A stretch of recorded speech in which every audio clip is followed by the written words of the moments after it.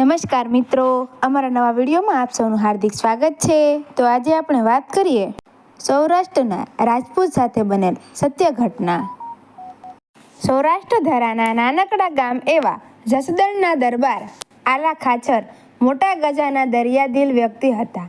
દરબારને ત્યાં દોમદોમ સાહેબી વચ્ચે પણ પોતે દીન દુખિયાઓની મદદ કરવાનું ભૂલતા ન હતા।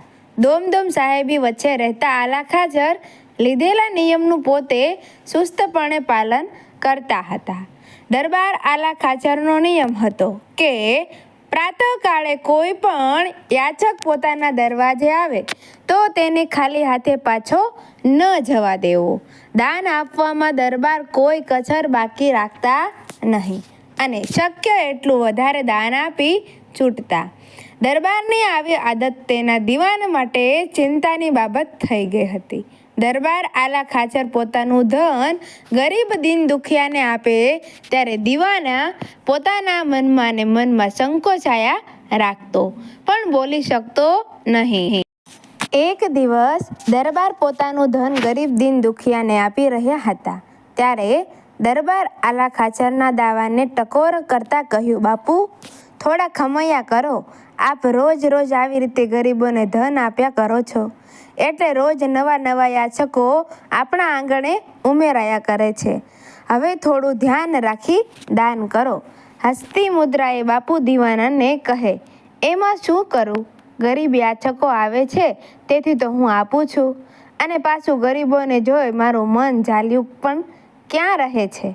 દીવાને આલા ખાચરની વાતના શબ્દ પકડી દરબારને કહે છે કે બાપુ સાચી વાત તો એ છે કે તમે આપો છો એટલે તે આવે છે, આમ પણ ગોળ હોય ત્યાં માખીઓ તો આવવાની।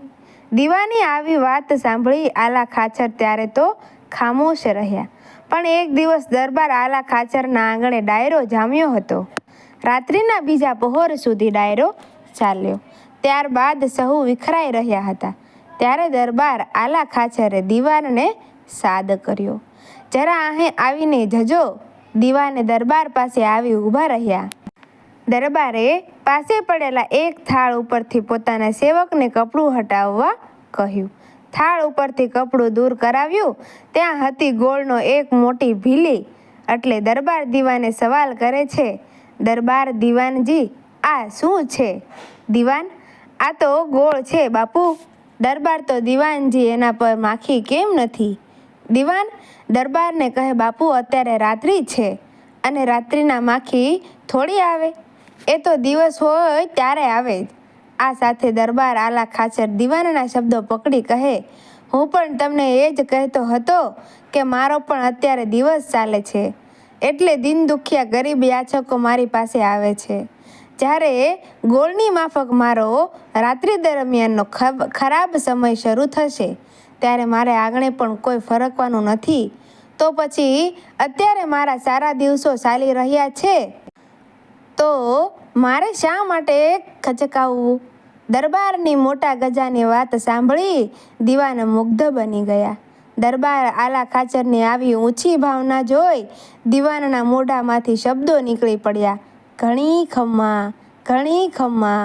દરબાર આલા ખાચર તને દરબારબાઈ આલા ખાચરનો તો એમના સમયને પારખી શક્યા ને જરૂરિયાતમંદ લોકોને આપી છૂટવાની ઊંચી ભૂમિકા અપનાવી શક્યા।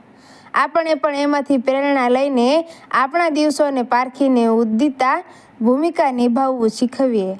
દાન લેવું એ સુખકર ક્યારેય હોતું નથી, મોટા ભાગે તો લાચારીમાં મુકાયેલ માનવી જ માંગવા નીકળે છે, માટે કોઈ માંગવા માટે તમારી સામે હાથ લંબાવે ત્યારે આ વાતને યાદ કરીને વિચારી જોજો કે તમારો અત્યારે સારો સમય ચાલે છે કે ખરાબ સમય ચાલે છે।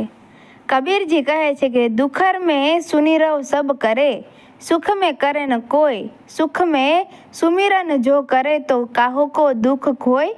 આપણા સારા સમયને જો આપણે સત્કાર્યોમાં લગાડતા રહીશું તો નક્કી માનજો વરવો સમય ઓછો આવશે.